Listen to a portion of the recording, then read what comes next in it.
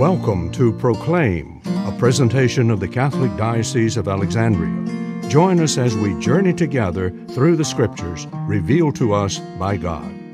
Good morning and welcome to Proclaim. After Jesus has quoted from those two passages about loving God with all of your being and loving your neighbor as yourself, we find the scribe's answer, again, clearly different than so many of the controversial situations or questions that had been posed in the previous chapters.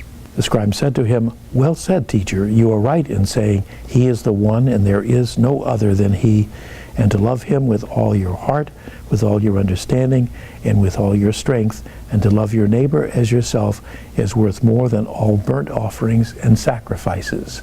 He's actually gone beyond what Jesus said. He's not just said that that's the first commandment, part A and part B in a sense, but he says that's more important than burnt offerings and sacrifices, which again is something remarkable to hear someone who is an expert in the law to say that anything is more important than what would go on in the temple, what would be the very heart and very center of Jewish faith and worship.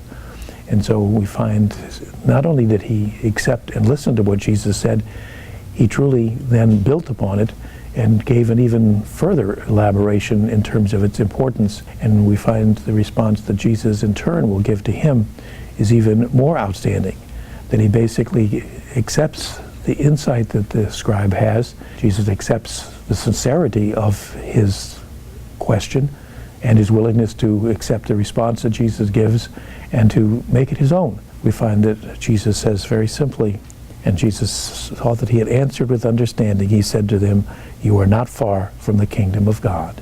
That's something that Jesus doesn't say to anyone else, especially his opponents, in previous settings.